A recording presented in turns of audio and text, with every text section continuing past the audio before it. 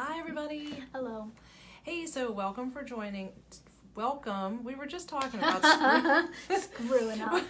We were just discussing how go lives are so different because you can't edit the garbage out, right? Like if I mess up, you're just gonna know I messed up. There it was. It's like falling in a beauty pageant. Like I've already just fallen on my face. No one saw that. Yeah. So let's try it again. Hi, everybody. So thanks so much for joining us. For those of you who don't know, if this is your first time joining us, we do this almost every Wednesday, unless, something comes up. But normally, Vacation. we're usually here. Usually. Yeah. So what happens is I am Jamie. So I work here at Integrative Health and Wellness. If you call in, stop in, I'm the one you're going to get. And this is Dr. Sara Vivona. She is with me tonight, and the other doctor who is here is Dr. Colin Consales. He's actually teaching a class out front, which we have every week. Yes. So you guys get to alternate. I get one of you back here while the other one's teaching a class. The class is really cool, I have to say. It's like a free class. It's from 5:30 to 6:30, and it's nice because I love that you guys respect people's time so much because it's always promptly done at 6:30, and it's not 6:30. I'll finish too. Yes. You're right. Bloopers. Is that going to be the theme of tonight? Okay, so it's 5:30 to 6:30 every week.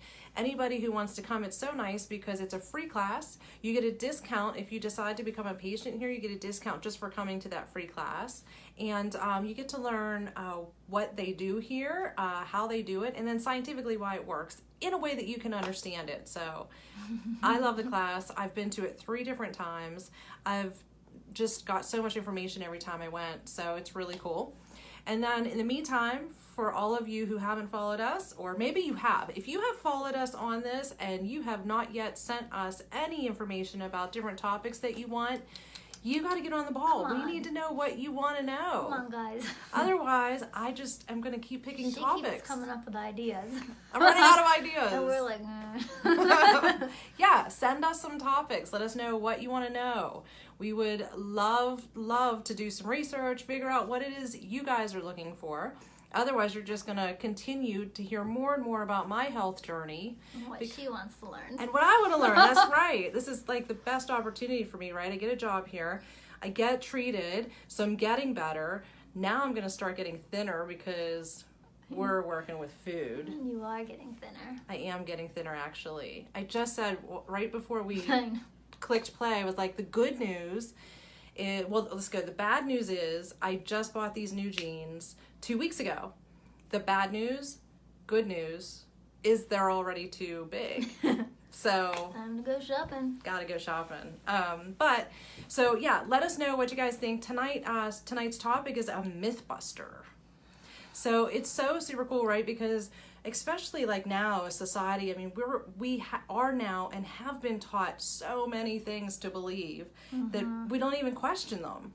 Yeah, they're contradicting too. So like there are so many times I know, like just working in the office here since I've been here, that you and Dr. Colin will say things, and I swear I give her this dumbfounded look when she says certain things, and she looks back at me just confused because she can't understand why I've never questioned certain things, and I never even thought to question them before she said something, and then I give myself the stupid look like, why didn't I ever think to question that, So it's just interesting how differently like you and Dr. Colin put things in a perspective and make us just think outside the box. No nonsense Sarah here. Yes, she is definitely, neither one of them are very, yes. All right. That's another story. That's another story. Here we go. All right. So if you guys have any Mythbusters that you want her to answer, you guys know how to comment. So just shout them out to us. Put her on the spot. If you must. If you must. All right. So this is a big one because I used to always think this, and my kids still to this day think milk.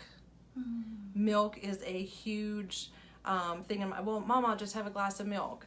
And right, we grew up thinking milk does a body good. So really, does milk do a body good? Full fat milk can be good if you can tolerate milk. There's a surprising amount of people that can't tolerate milk, whether or not because they're actually allergic to it or because they have infections or inflammatory processes in their body that the sugar in milk will just feed it and make it worse. So that's kind of thing I'm not ever, you gotta have it. It's more of what do you have going on with your body and can you tolerate it. If you can, pick the whole milk version or heavy cream and go for it. Sorry. All right. And then, so I was told, I've done different diets throughout my life. On one of the diets, I was told I should not have any milk because there was so much bad stuff in milk, like animal, like pus. Like I have been told that there was more pus in milk, like than actual milk. Yeah, I've heard that too. I mean, it's the craziest thing. I can't even drink it anymore because of that. Yeah, I also think it would be part of our, milk farms, whatever they're called. Like our local farms. Yeah, or if you had a cow or went there, I'm sure the milk would have different qualities than that massive food industry milk would, because they just have to produce a lot of milk. So how do they do that? I absolutely love getting you to say that word. You know what it is. Yes. So a lot of you might not know this, but she's from New York, and she says this one word all the time, and it's so cute. The word is A-L-O-T. So you'll have to go back, and I'll try to get her to say it again. Maybe you're the one with the accent. Could be, except we're in Western Pennsylvania. So the question is, and you guys can comment on this, who has the accent? I say, I hear that a lot. And you would say... A lot. Say, I hear that. I hear that a lot. Yeah. I hear that a lot. I think you're exaggerating it. I think it's adorable, and I wish I had that accent. So, does eating fat make you fat? No. That is probably the top question I get, because one of the first things we do is, reduce sugar, unfortunately, and increase fat, because fat makes you feel full, so you want less sugar, and among other things. But the main thing that will make you gain weight is actually sugar, more in the sense if you eat anything that makes your blood sugar spike. And this is how everyone would be different, because you all can tolerate different foods and digest them differently. So one thing that might cause your blood sugar to spike might not cause mine to spike. And so anything where your blood sugar is above your normal range, then your body sends out insulin to kind of lower it, because you don't want high blood sugar. And if you are exercising a lot, you kind of can get away with this because you'll burn that extra sugar, but most of us aren't. And so insulin's job is, as a sugar police, it kind of takes up the sugar and then carts it out of the bloodstream and it stores it.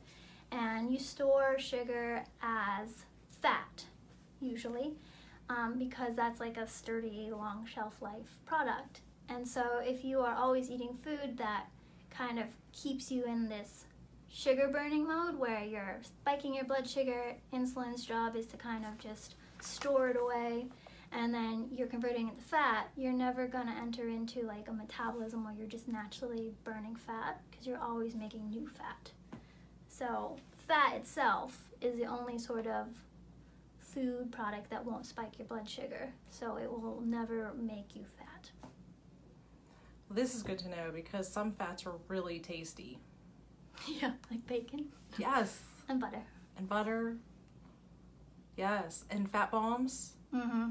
I mean, these are some things that I could really get into eating. Yeah, the only thing would be sometimes people go a little bit crazy with fat bombs, because it is really easy to eat a lot. And if you're out there eating 5,000 calories, then potentially you could gain weight. But for most people, if you're just eating normal, real food, there's no way you would eat too many calories that you couldn't burn. Okay. So, how about this one? Let me see. Whole grain bread is good for you. Well, really any bread's not too good for you because it's inflammatory. And then also they have to spray all the grains with herbicides or mold reducers or whatever, just to make it so they can sell it, basically. So you're getting basically the sugar from the bread, because that's what it breaks down into, but you're also getting all those chemicals and pesticides and all that other stuff too that your body has to deal with. So there's really not much of a difference between white bread and whole grains. Whole grains, I suppose, have a little more like vitamins and minerals than white bread, and maybe slightly less processing, but in terms of if you're trying to make a change to be healthier, I'd rather you go like one step further and do grain-free. Grain-free bread. Yeah. Okay. What about, like, have you had Ezekiel's bread? I know a lot of people do Ezekiel's bread. That's still bread. It's still grains. It's sprouted, so it's probably like one step up from whole grains. Okay. But it still is bread. It's still going to cause inflammation. Yeah, and it's where you're at. You know, if you're starting from like Wonder Bread, go for Ezekiel's. You know, it's just like process. Whatever gets you to not needing it, per se, is what I want people to do. I think that is one of the coolest things about both you and Dr. Colin is that exactly what you said. So, I mean, I'm an all or nothing person, so I either give up all breads or I just don't, or I just gorge on all of it. There's no in between for me. And the nicest thing about you and Dr. Colin is that there's always a medium with you. And even when you guys talk to me, I'll say, you know, you'll tell me, suggest something for me to do. Maybe it is to give up breads. And I'll say, okay, I'm just not going to eat any. And you'll stop me to say, no, don't do that. Don't set yourself up for failure and just give it all up all at once. Yep. Just start small. Never works. And it's so nice. Yeah, it's like so nice that you guys recognize that it's just a hard struggle if somebody, you know, needs to give up something. So I love that. Let's see. Oh, how about you won't get enough carbs if you limit breads and grains? That's another big one. I think you will get plenty of carbs even if you didn't eat pasta and crackers and breads, I promise you. I think that's because there's like a misconception of what is a carb. And really no one ever is you truly no carb, just because there's carbs in all your starches, potatoes, fruit, all your vegetables, dairy, and even sometimes the meat could potentially be broken down into sugar sometimes. But so minus fat group and some of the meat, everything else is a carb. So you don't need more. You right? don't. You can get plenty from vegetables, some fruit, dairy if you can tolerate it. That you don't need bread to get enough carbs in your diet. Okay, we actually have a question.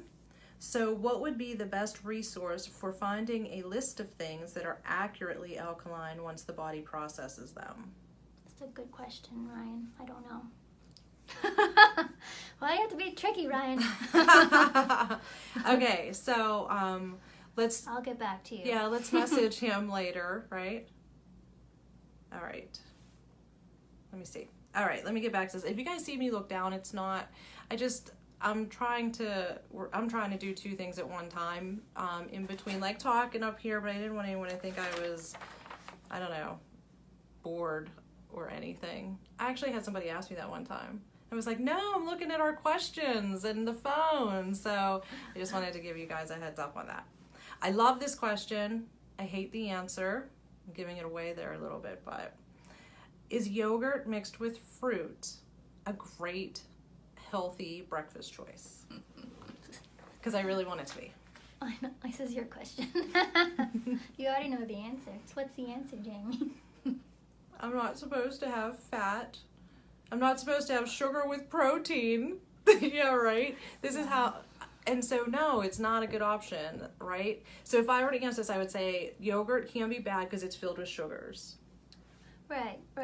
Unless you get plain yogurt, that usually doesn't have more sugar beyond what's found in the milk. So, like whole milk, plain yogurt, if you can tolerate dairy, isn't necessarily bad. And then you can sweeten it with monk fruit or stevia. If you need fruit, then it'd be berries because they are the lowest in sugar. Okay. So, is honey healthier than white sugar? So the only good thing is that it's natural. it's not really altered from how you find it in a beehive, besides straining it usually. Where sugar, there's a lot of man-made processing involved, so that's probably like the only better thing about it. But still, it will break down to sugar in your body. So it's not like you can eat a ton of honey and be like, oh, it doesn't matter because it's natural. It still will feed infections if you have them. It still could cause inflammation and wear out your body in other ways. So, minimal honey. And what about agave? So that's still man-made, so I wouldn't do that. Okay. There are so many diets that always encourage you to eat fruits and veggies. Mm-hmm. You can have as many fruits and veggies as you want. And like even looking on the pyramid, right? Like we're told we can eat a good bit of fruits. Right. So is that true? Like can I just eat as many fruits as I would like in my day? Well, I can, but should I? Good. So, fruit is sugar. It has some vitamins and minerals, so that's one benefit, but it's sugar. And we get plenty of sugar in everything else we eat. I always bring back to, if I were to throw you in the woods and tell you to survive, how much sugar would you eat? Not much. In summer, you might find berries or fruit trees if you have them. Whenever apples are in season, almost fall time? That would be largely when you would have fruit. That's when you'd have sugar. And then you get into fall. That's kind of where more like the yams and stuff come into season. So you get kind of more your complex carb veggies or starches. And then you get into winter. And truly, if you're in the woods, you probably wouldn't be able to preserve much stuff. So you would just be eating meat and fat most likely for the winter. And soup stocks and stuff. And then in the spring is kind of where things start growing again. Strawberries are one of the first fruits available and yada yada yada. And that's truly like how we're meant to live. Like we're not meant to have an abundance of fruit all the time. So, okay, when you do eat fruit, do you personally use fruit as like a dessert? I guess. If I use it, it's only if I'm making a fat smoothie. Okay. Like, otherwise you're not eating fruit? Right. Yeah, sometimes I'll have a Granny Smith apple. But it's probably because I'm hungry. Honestly, it's probably because I'm bored. Okay. Let's be honest. Because we, typically people, we buy fruit a lot. Like, it's something, I know for me, I always have apples and grapes.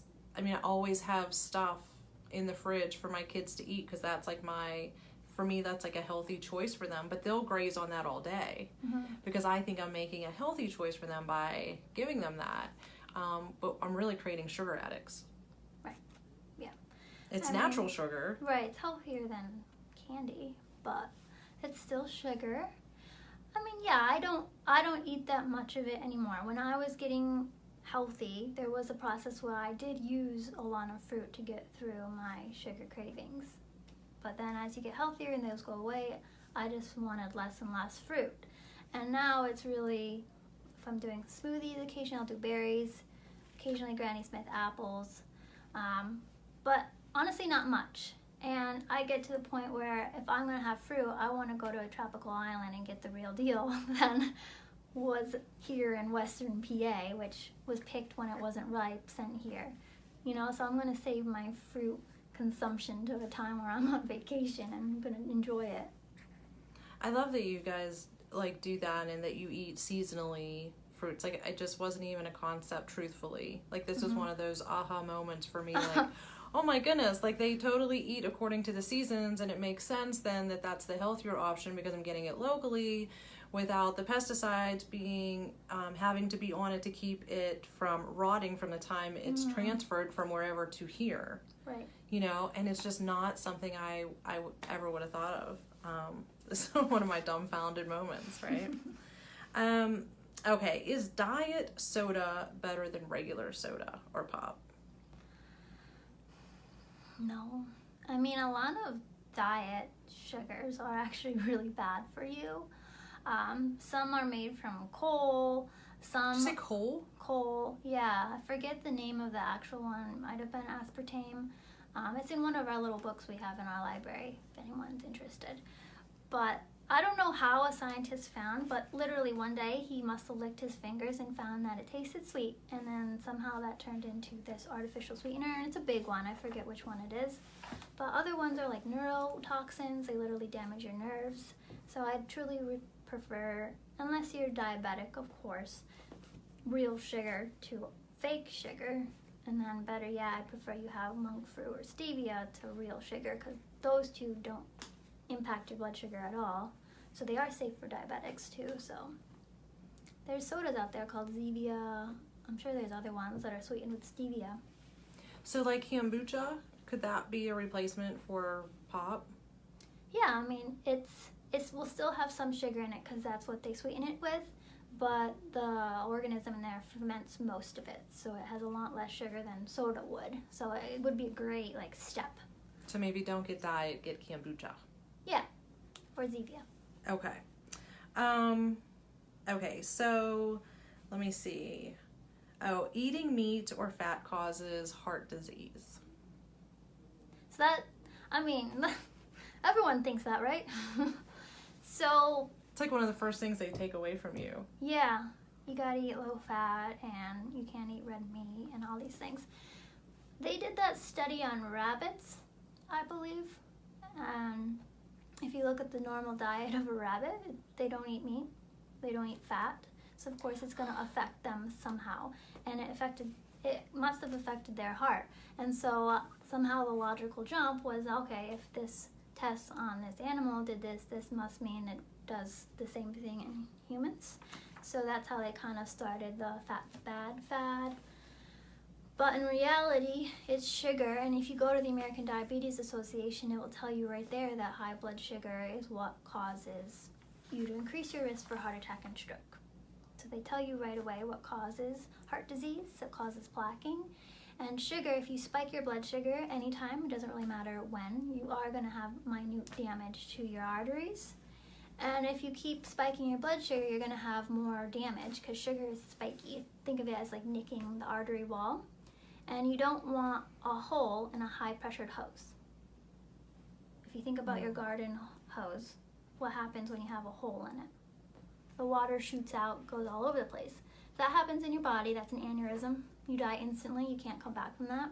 So your body's going to do everything it can to prevent that because it can't come back from that. So it will build little plaques to kind of plug these nicks. So it uses cholesterol because that's the only thing sticky in your body to kind of work as a Band-Aid. And it will kind of plug these nicks. But if you keep eating a high blood sugar diet, I guess, whatever you want to call it, you're going to get more nicks and more plaques, and eventually it clogs the arteries and you get a heart attack or stroke. So the key here would be to balance your blood sugar, eat a diet that does that. So this is what you got to play around with and figure it out. And don't veer off from that. 90% of the time, your body can actually repair the damage, get rid of plaques, so you're not at risk anymore. And they did a study that found that no matter how much fat was in your blood, if there was no damage, it didn't stick. So it doesn't really matter how much fat you eat or meat you eat, it's how much sugar you eat. Everyone probably watching eats way too much sugar because it's in everything. Everything. Everything. Yes. We had somebody come in today, and I have to say it was like one of the coolest things because I right now am a sugar addict, and I say right now because you used to be a sugar addict. Oh yeah. You know, I'm just going through it now, and it was so cool to have somebody come in and say, hey, Jamie, I'm a sugar addict too. And it's just nice to know that we're all, well, most of us are going through some of the same things and the same struggles, and we hear you.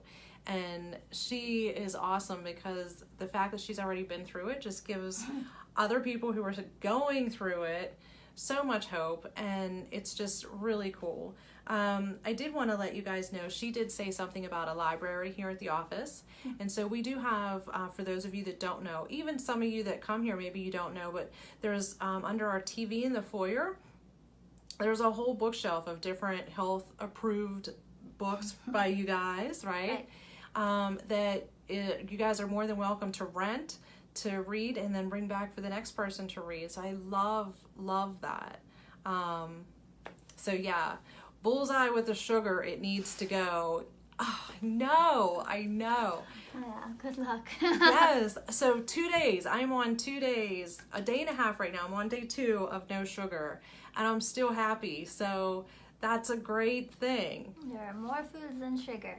The coolest thing is I get to be with you Friday, so I figure, if I can make it 4 days, I mean, she's going to have to take the brunt of me not having my sugar. But really, it's really not been that bad, I have to say. I thought it would be a lot worse. It's just making that commitment, I feel like, has been the hardest all decision. mental. So, it's never, and because there's monk fruit and there's stevia, there's so many alternatives. Like, you can go make yourself a cookie, a grain-free, sugar-free cookie with monk fruit, and eat it, and there's your sugar taste without it actually being sugar. Well, the other thing too is, yesterday I feel like I just had almost feels like a sugar plummet, right? Probably was. Really? It's a withdrawal. Like a withdrawal. And so I actually Dr. Colin actually did a thing called NET on me to help me, because I just need, it had an emotional block, I feel like, right? So maybe tell everyone, what is NET, because this is something sugar addicts could be using to help cope with giving that up, or whatever food it is that they're struggling with. Yeah. I think we also did another movie, if you want a full in-depth on emotions and health. But they actually use it in the military now for PTSD, and I really feel everyone has their own form of PTSD, whether or not it was as traumatic as someone in the military would be or not. You all had events that was just more than you could deal with at the time. A lot of times things come up when people are like 5 or 7, and people are like, I can't even remember being 5, but it was something silly, like someone stole something from you and you just couldn't handle it as a 5-year-old. So those things kind of stick around, and it affects how you can heal, because subconsciously something's happening that usually you're not aware of. And you can go into it all, but really with sugar addicts, you get pleasure from it. It's 6 times or 8 times more addictive than cocaine. So think about a cocaine addict. How would they be? Do you think they'd have an emotional component? Yes. Whether or not it started with the sugar or the cocaine or not. Well, and they get to quit. Yes. I mean, they just get to quit. Yeah. I'm not saying like it's easy for them to quit. I'm just saying, though, it's not like this dangle in front of them where they're being told you are going to eat or, take a little bit of cocaine, but it's fine. No, not a lot, because we still have to eat. Yeah. And there's sugar in everything. Anything store-bought. Yeah, so Dr. Colin did this NET adjustment on me. It's just an emotional adjustment, and I got to tell you, I figured out through this 15-minute, I'm going to say it's appointment, because that's what it would be. It would be a 15-minute appointment with you guys. Like, in 15 minutes, he immediately correlated why I have such an addiction to cereals, which was something that happened to me when I was 10, that it was the most ridiculous thing that I never even thought about. It was just amazing. And then knowing that, I mean, I left the office yesterday just really encouraged that, okay, I know why I'm so addicted to carbs. Knowing that, and I just feel like it's empowering me to be able to do this. Anyone who knows me knows, the big joke is that every day is day 1 for me, because I can never get past day 1. And I'm on day 2, so huge accomplishment. A red flag for there's emotional component. Yes, so there are things that you guys can do right here in the office to help with these blockages that we don't even know are going on in us. Like, if you have this addiction, you have this sugar addiction, you have this food addiction, I highly recommend coming in to figure that out, because it's just absolutely mind-boggling and amazing. And I am committed and determined, because of what you guys are doing with me, that I'm totally going to push through this. And I'm confident. I'm never confident, ever, in any of this. And I'm so determined, and we're going to do it. Yeah, you just have to get to a point, probably, I don't know, a couple weeks, where you get over that and build a new habit. And then A good habit. Yeah, like you won't need it per se. Sugar always tastes good. I mean, that's what it is. It's designed to light up our brain. So that's another thing. Like, it's never not going to taste good. Like, you're always going to eat it and be like, You will get to a point, though, if you avoid it or eat a lot less, that things taste really sweet. And so if you go out and eat candy or Starbucks latte or something like that, Caramel macchiato. You can't finish it because you're like, oh, this is so sweet. Like syrup. Yeah, like trying to jug maple syrup or anything else. But you can't do it. It would be awful. So you would prefer fruit or something more natural or like a real deal. You make it yourself type of thing just because it's too sweet. Yes. That's a good feeling to get to because then vegetables taste better because they're not really bitter and all these other things. So it's time is up. We've had you for as long as we're supposed to have you for. We've kept you guys as long as we told you we were going to keep you. And I warned you ahead of time, if you don't send us topics or send us questions as we're having these, you're just going to learn more and more about my health struggles and how I'm getting through them. Because this totally turned into a Jamie Sugar saga, right? Yeah. So I have set the warning out. It's up to you guys to give me some topics. Thank you so much. I can't, it's It's Ryan. Ryan? Do you know who this is? Yes, I do. Is he from New York? No, he's from Pittsburgh. Is he? How long have we been friends? I think since 10? So he says a lot also. That's why I thought he was from New York. I think he is just making fun of me. Oh, well. I'm with you, Ryan. I think it's super cute, but I will keep that up as we go on. Yes. All right. Thank you guys so very much for joining us today. And I have Dr. Colin with me to next Wednesday. Stay tuned to find out what that topic's going to be. And again, if you have something you want us to talk about and address, just send it to us. 19 years. Bye, everybody. Bye.